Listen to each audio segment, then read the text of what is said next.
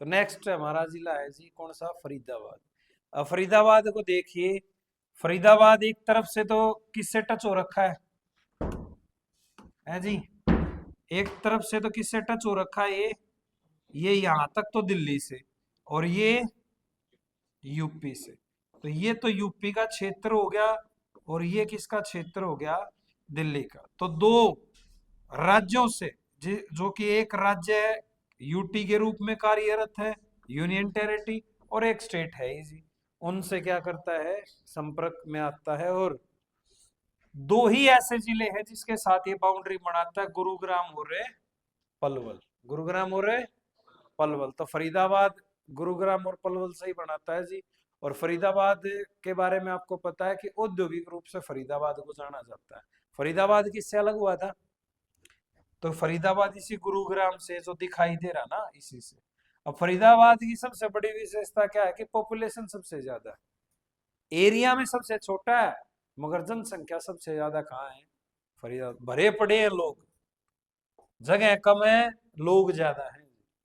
ठीक है, केवल 741 ही है बस वर्ग किलोमीटर, और पॉपुलेशन सबसे ज्यादा। अब जी जो 2000 या उससे ज्यादा, उनमें इतनी पॉपुलेशन नहीं है 2000 वर्ग किलोमीटर के क्षेत्र में, इतनी 741 में। देखिए स्थिति की अगर बात करें तो दक्षिण पूर्व में स्थिति है जी, और 15 अगस्त 1979 को अस्तित्व में आया, और गुरुग्राम से अलग होकर 12वें जिले के रूप में इसको स्थापित किया गया जी। किस जिले से अलग हुआ, गुरुग्राम से अलग हुआ जी। उस समय मुख्यमंत्री थे जी भजनलाल। कौन थे मुख्यमंत्री, भजनलाल के समय हुआ। और क्षेत्रफल अभी मैंने आपको बताया कितना है, 741 वर्ग किलोमीटर, बिल्कुल एग्जैक्ट में 741.9 वर्ग किलोमीटर आ जाएगा। वर्तमान में सबसे छोटा जिला है जी। ठीक है, 2011 की अगर जनगणना को माने तो इसकी पॉपुलेशन 18 लाख से भी ज्यादा है।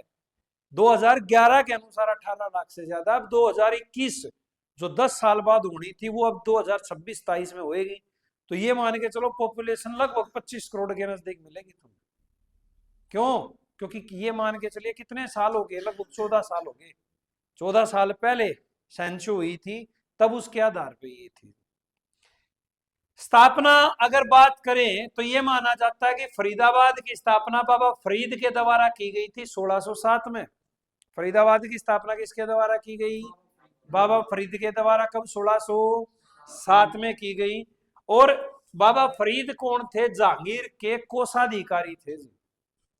जहांगीर जो राजा हुआ है अकबर का लड़का सलीम, उसके कोषाधिकारी थे, उसके कोष के अकाउंटेंट थे जी। कौन, बाबा फरीद। तो फरीद बाबा ने ही फरीदाबाद को बसाने का काम किया। तो कितना आसान है, फरीदाबाद की स्थापना फरीद बाबा ने की।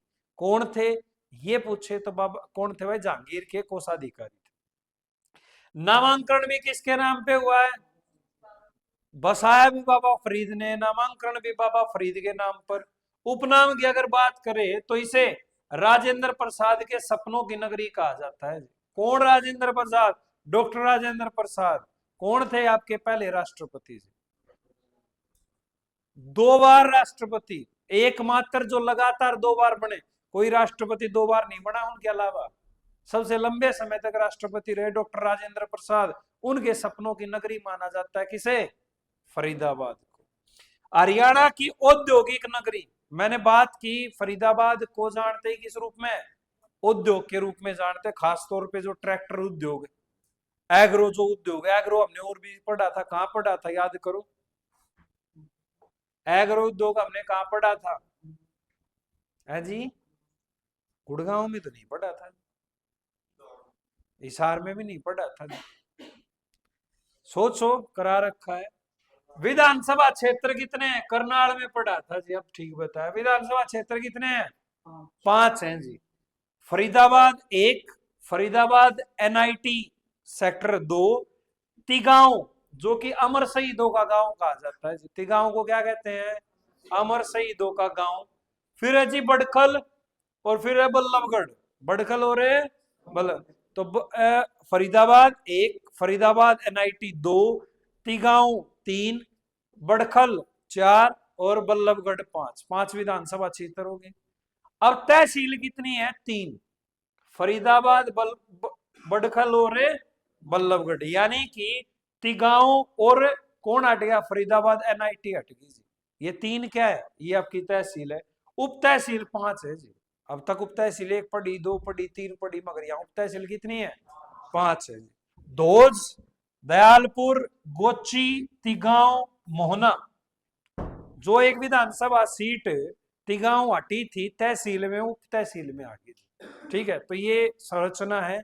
अब ये जो आप देख रहे हो, कभी यहां से क्वेश्चन नहीं आया, कभी यहां से क्वेश्चन नहीं आया, कभी यहां से क्वेश्चन नहीं आया, यानी कि ना तो इसकी कभी विधानसभा पूछता है, आज तक तो पूछी नहीं है, ना तहसील पूछी ना उप तहसील, मगर याद होगी अच्छी बात।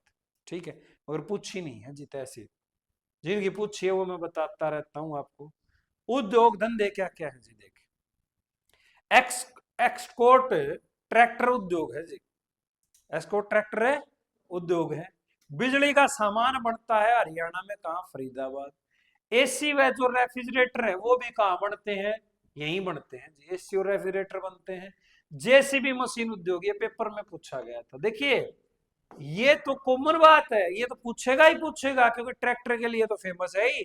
मैं कह रहा हूं जेसीबी मशीन उद्योग पूछा था, क्या, फरीदाबाद में। गुडियर के टायर बनते हैं जी, गुडियर कंपनी के टायर बनते हैं फरीदाबाद में। हीना मेहंदी उद्योग है जी, मेहंदी बहुत आती है, बहुत कंपनियां, मगर हीना मेहंदी उद्योग यही है।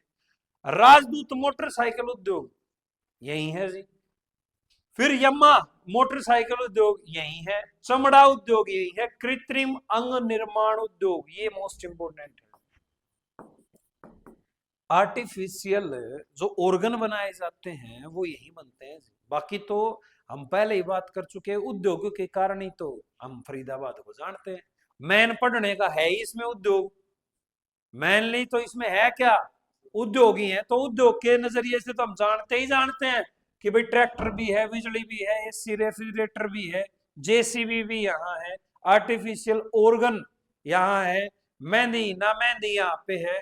ठीक है, आपका चमड़ा उद्योग यहाँ है, यामा मोटरसाइकिल, राजदूत मोटरसाइकिल, गुडियर टायर, कितने उद्योग हो गए, बिजली का सामान, इलेक्ट्रॉनिक सामान बनता है। तो ये सारे कहाँ है भाई, उद्योग है फरीदाबाद। और फरीदाबाद जाना ही किस लिए जाता है, उद्योगों के लिए। चलिए जी, अब आगे जी मंदिर। तो सबसे पहले आया जी झरना मंदिर। झरना मंदिर फरीदाबाद जिले के मोमदाबाद गांव में है जी। कहाँ है, फरीदाबाद के कौन से गांव में, मोमदाबाद गांव में।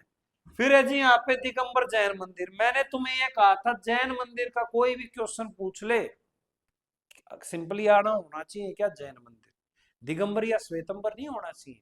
केवल जैन मंदिर बात करे तो जैन मंदिर का तो तुम कहाँ लगाओगे, आसी, आंख मीच के लगा देना आसी, हिसार में जो कल पड़ा था। मगर उसके सामने अगर उसकी संस्था जोड़ दे दिगंबर या श्वेतंबर, फिर आसी नहीं रहेगा।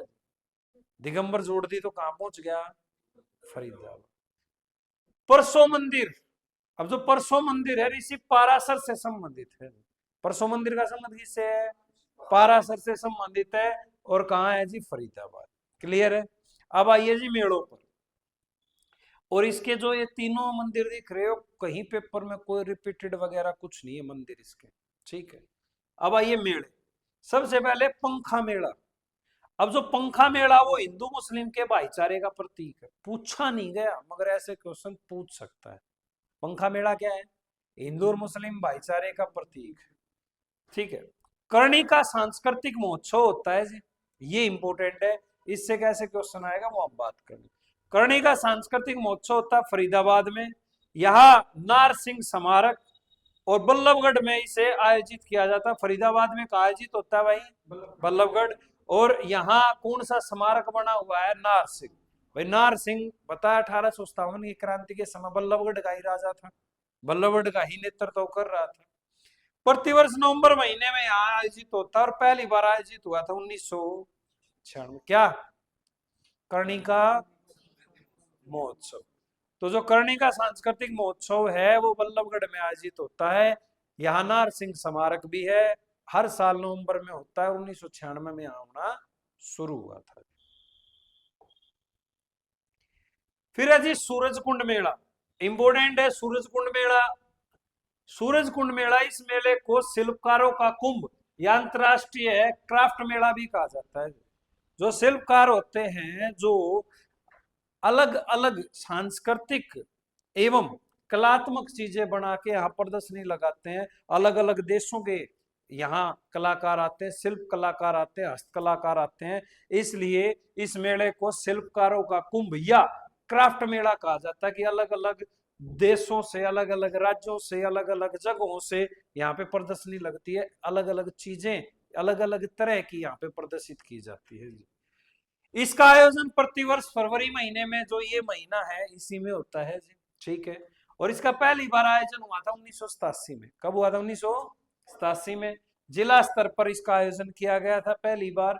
1988 में इसे राज्य स्तर पर आयोजित करने लगे, 87 में जिला स्तर, 88 में राज्य स्तर, और 1989 में इसे राष्ट्रीय स्तर पर, पूरे देश के स्तर पर इसे आयोजित करने लगे। मेले में भाग लेने वाला पहला बाहरी देश 2004 में मिस्र था जी। अंतरराष्ट्रीय स्तर पर कब पहुंचे? 2004 में। भाई बाहरी अगर किसी देश ने भाग लिया तो इसका मतलब तो ये अंतरराष्ट्रीय स्तर हो गया। तो अंतरराष्ट्रीय स्तर पर क्या पहुंचे हैं? 2004 में। प्रथम थीम पार्टनर राष्ट्र कौन सा था, यानी कि किस देश ने हमारे साथ यहाँ के सहभागिता की, जो पार्टनर बना, वो है जी थाईलैंड। 2011 में इसे अंतरराष्ट्रीय क्राफ्ट मेले का रूप दिया गया। तो पेपर में पूछ लेगा इसे अंतरराष्ट्रीय क्राफ्ट मेले की मान्यता कब दी गई? तो क्राफ्ट मेला कब बना जी? 2011। पार्टनर पहली बार कब बना अंतरराष्ट्रीय कंट्री कोई? 2004। 38वां अंतरराष्ट्रीय सूरजकुंड मेला 2024 में हुआ जी, 2 से 18 फरवरी हुआ। थीम स्टेट गुजरात था और थीम राष्ट्र था तंजानिया। 25 भी मैं लिखवा चुका हूँ और 26 भी लिखवा दिया। 26 यूपी लिखवाया कि नहीं लिखवाया? करंट में करा चुका हूँ। यहाँ है भाई छड़ियों का मेला, यह भी फरीदाबाद जिले में लगने वाला एक पारंपरिक मेला है। और मोस्ट इंपोर्टेंट क्वेश्चन है, बार बार पेपरों में आता है, छड़ियों का मेला कहाँ लगता है? तो कहाँ लगता है? फरीदाबाद में लगता है। छड़ियों का मेला लगता है फरीदाबाद में। शिक्षण अगर संस्थान की बात की जाए तो जेसी बोस विज्ञान एवं प्रौद्योगिकी विश्वविद्यालय है जी फरीदाबाद में, ठीक है। और यहीं पे यंग्स मेंस जो क्रिश्चियन एसोसिएशन है, उसकी स्थापना जर्मनी देश के सहयोग से यहाँ पे की गई थी जी। किस देश के सहयोग से यहाँ की गई थी? जर्मनी देश के सहयोग से यहाँ की गई थी जी। तो पेपर में क्वेश्चन पूछ लेगा, यंग्स मेंस क्रिश्चियन एसोसिएशन है भारत में, हरियाणा में कहाँ है? तो बताएंगे फरीदाबाद। और किस देश के सहयोग से इसे स्थापित किया गया? जर्मनी के सहयोग से, ठीक है। 2009 में इसे यूनिवर्सिटी का दर्जा मिला और 2018 में इसका नाम जनार्दन पंडित नाथ के नाम पर रखा गया है। तो आज जो इसका नाम है वो किसके नाम पर है भाई? जनार्दन पंडित के नाम पर है। इसका नाम बदला गया, जनार्दन पंडित के नाम पे कब रखा गया? जनार्दन पंडित यूनिवर्सिटी कब किया गया? तो 2018 में। मानव रचना यूनिवर्सिटी कहाँ है? फरीदाबाद। तिगया यूनिवर्सिटी कहाँ है? फरीदाबाद। जवाहर नवोदय इसका कहाँ है? मोथुका। दो हैं जी, मोथुका और फरीदाबाद। मोथुका और फरीदाबाद। अरुण जेटली राष्ट्रीय वित्तीय प्रबंधन संस्थान, ये क्वेश्चन आपको याद होने चाहिए जी, क्योंकि राष्ट्रीय स्तर का क्वेश्चन है। अरुण जेटली जो कि वर्तमान में जीवित है नहीं है, ठीक है। और उस समय बीजेपी सरकार में ही अरुण जेटली जो कि एक बहुत बड़ा चेहरा या नाम थे जी, जिनका देहांत हो चुका है। तो अरुण जेटली जो है, उनके राष्ट्रीय वित्तीय प्रबंधन संस्थान फरीदाबाद में बनाया गया, ठीक है, जो कि फाइनेंस मिनिस्टर भी रहे आपके पहले। चलिए आगे बात करें तो पर्यटक स्थल, मेगापाई पर्यटक है जी, कहाँ? फरीदाबाद में। अरावली गोल्फ कोर्स है। और जो ये अरावली गोल्फ कोर्स मैं आपको बता रहा हूँ, ये मोस्ट इंपोर्टेंट क्वेश्चन है जी, बहुत बार पेपरों में पूछता है, अरावली गोल्फ कोर्स कहाँ है? तो अरावली गोल्फ कोर्स कहाँ है? फरीदाबाद में। हरियाणा का सबसे बड़ा गोल्फ कोर्स है। गोल्फ तो पता ही होगा, एक स्टिक और गेंद से खेला जाता है। हरियाणा का सबसे बाबा फरीद की दरगाह जिसके नाम पे फरीदाबाद बसा, उसी बाबा फरीद जिसका नामांकन इसके नाम पे हुआ, उसी बाबा फरीद की मजार या दरगाह भी कहाँ है? फरीदाबाद में। कहाँ है? फरीदाबाद। सूरजकुंड झील है जी फरीदाबाद में, और जिसका आकार पेपर में पूछा गया था अर्धचंद्राकार की है, आधा चांद होता है ना, वैसी इसकी आकृति है। और 10वीं शताब्दी में तोमर वंश ने इसका निर्माण कराया था। तो आपसे पूछ ले सूरजकुंड झील कहाँ है? सूरजकुंड का मेला तो लगता ही है, तो सूरजकुंड झील भी कहाँ है? फरीदाबाद में। कब बनी? 10वीं शताब्दी। किस वंश के शासकों ने? तोमर। आकृति कैसी है? अर्धचंद्राकार। बड़खल झील है जी, सबसे बड़ी झील है याद। सबसे बड़ी झील कौन सी है? दमदमा। कहाँ? गुरुग्राम। याद होना चाहिए। बड़खल झील कहाँ है? फरीदाबाद। बहुत बार पूछता है। 1947 में इसे सिंचाई के लिए बनाया गया। बड़खल झील कब बनी? 1947 में। किस लिए? सिंचाई के लिए। 1969 में इसे पर्यटक स्थल घोषित कर दिया। 1969 में इसे क्या घोषित कर दिया? पर्यटक, कि भाई पर्यटन के लिए इस झील को पर्यटक स्थल के रूप में घोषित किया। यह झील अरावली श्रेणी में स्थित है। आपसे कोई पूछ लेगा अरावली श्रेणी में स्थित झील कौन सी है, तो कौन सी है? बड़खल झील है। ठीक है। इसका क्षेत्र दिल्ली और असोला भट्टी वन्य जीव अभ्यारण्य के साथ लगता है। यानी कि दिल्ली का एक असोला भट्टी वन्य जीव अभ्यारण्य है, उसके साथ ये टच है जी। कोई ऐसा तो है नहीं कि छोटी मोटी जगह में बड़खल झील पर्यटन स्थल है, उस वो भी एक बहुत बड़ी जगह में है। तो उसी तरफ फरीदाबाद को क्या लगा हुआ? अभी देखा था दिल्ली लगा हुआ है, तो दिल्ली का एक क्षेत्र लगता है। कौन सा? असोला भट्टी वन्य जीव अभ्यारण्य। उस ये दोनों आपस में भिड़े हुए हैं। ठीक है। उसके बाद यहाँ पे झीलें हैं जी, दो झील है, राजहंस होटल भी है, बड़खल झील है, सनबर्ड मोटेल भी है, यानी कि घूमने की जगह कौन कौन सी है बड़खल झील में। ठीक है। राजा नार सिंह का किला भी कहाँ है जी? बल्लभगढ़ फरीदाबाद। राजा नार सिंह का किला कहाँ है? भाई जाहिर सी बात, 1857 की क्रांति में अंग्रेजों से लोहा कहाँ लिया था? बल्लभगढ़ से। किसने? नार सिंह। तो नार सिंह का किला भी कहाँ है? बल्लभगढ़ में। स्टेडियम की अगर बात करें तो हरियाणा राज्य खेल परिसर ही कहाँ है? फरीदाबाद में। अब तक तो तुम पढ़ रहे थे, कोई अर्जुन स्टेडियम है, कोई चौधरी देवीलाल स्टेडियम है, कोई मोतीलाल नेहरू है, कोई जवाहरलाल है, या कोई राजीव गांधी है। अगर आपसे कोई ये पूछ ले कि हरियाणा राज्य का खेल परिसर है ही कहाँ, तो कहाँ है? फरीदाबाद। राजा नार सिंह क्रिकेट स्टेडियम है जी, नार स्टेडियम आप इसे कह सकते हो, जो कि कहाँ है? फरीदाबाद में। 1981 में बना और भजन लाल ने उद्घाटन किया। पहला रणजी मैच यहाँ खेला गया था 1982, और ये पेपर में आ चुका है जी, एक क्वेश्चन आया एक बार ही है। हरियाणा में पहला रणजी मैच कहाँ खेला गया? तो कहाँ खेला गया? नार स्टेडियम में। कब? 1982 में खेला गया था। हरियाणा और सर्विसेज के बीच खेला गया था। प्रथम अंतरराष्ट्रीय एक दिवसीय मैच 1988 में भारत और वेस्ट इंडीज के बीच खेला गया था, और अंतिम अंतरराष्ट्रीय मैच 2006 में इंग्लैंड और भारत के बीच खेला था। उसके बाद कोई अंतरराष्ट्रीय मैच नहीं हुआ है। किसके बीच? भारत और इंग्लैंड के। किसमें? नार सिंह क्रिकेट स्टेडियम। अब है जी व्यक्तित्व की बात अगर करें, संत सूरदास हैं जी। सिही गांव है, गांव का नाम भी आपको याद होना चाहिए, क्योंकि जब सूरदास जी के बारे में पूछा जाता है तो विद विलेज आपको याद हो। सी गांव है। सी गांव कहाँ का है? फरीदाबाद। आधुनिक साहित्यकारों का पूजनीय स्थल माना जाता है जी इसे।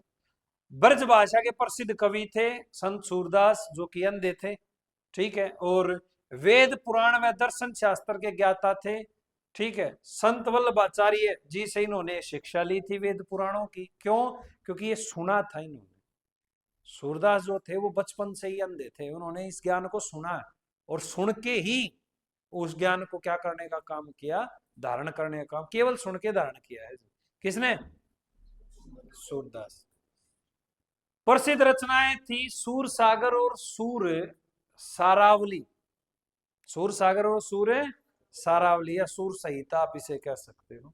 ठीक है। दूसरे व्यक्ति हैं जी अभिनव लोहान, गोल्फ खिलाड़ी हैं। सोनू निगम बहुत बड़े गायक हैं जी। सोनू निगम कहाँ के हैं? फरीदाबाद के। ठीक है। ऋचा शर्मा गायक है जी, कहाँ की है?